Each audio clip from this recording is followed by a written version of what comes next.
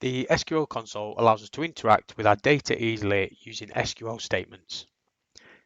SQL console treats an SWD as a database, an overlay as a table within the database, and a schema column as a column within the table. The console is based on SQLite and supports most normal SQLite SELECT syntax. In addition to the normal SQL syntax, SIS adds a number of spatial transactions to enhance the SQL coding process. There are different modes that allow us to interact with the data differently, and in this video what you'll see today is a couple of really brief examples, but there's a lot more help if you check out the online help from the Cadcorp website. So one of the first things that we need to do is we need to turn the SQL Control Bar on. So if you go to the ribbon interface and click on View, you'll see that we've got an SQL Control Bar checkbox that we can simply turn on, and this allows us to see the control bar at the bottom, and this is how we can interact with our data. So what we're going to do is we're going to look at our OS Open green space, and we're going to do a couple of really brief and basic statements that allow us to interact with the data. But like I said, if you check out the online help, there's a lot more on there as well. So one of the first things that we're going to do is we're going to say that on this example, we want to list the answers that we get. So we're going to say .mode list, and then we're going to say that we basically want to count the items from our OS Open green space dataset.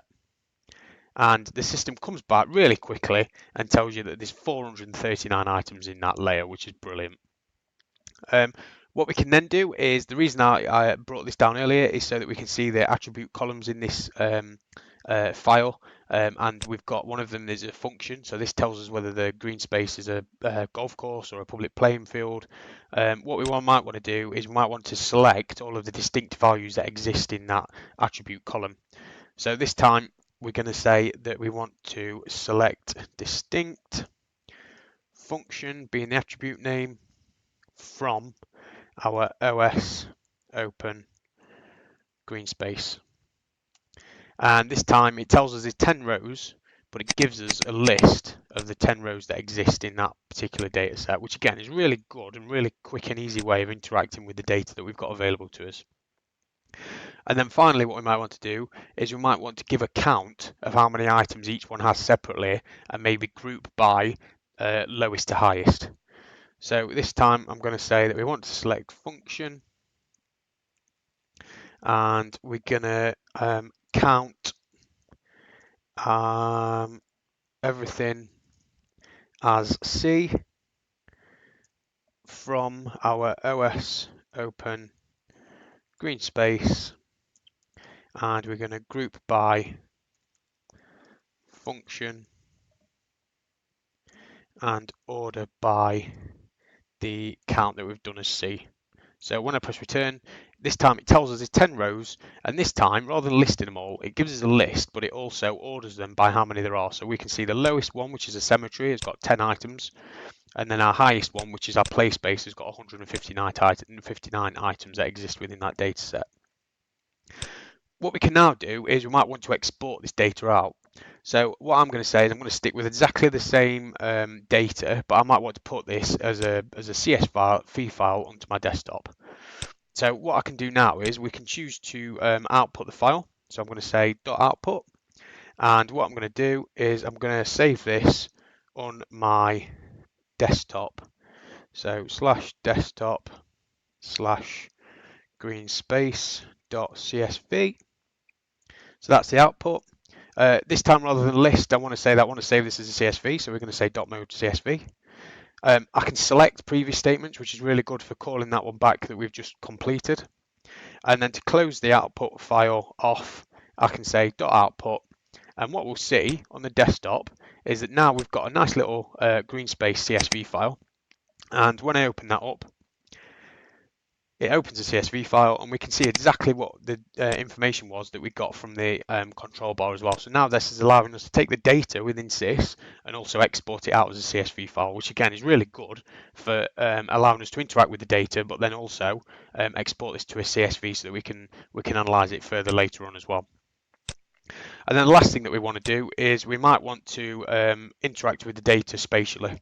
So this time we're going to use a different mode. So this time we're going to say that we want to create a brand new data set. So we're going to call this public park or garden.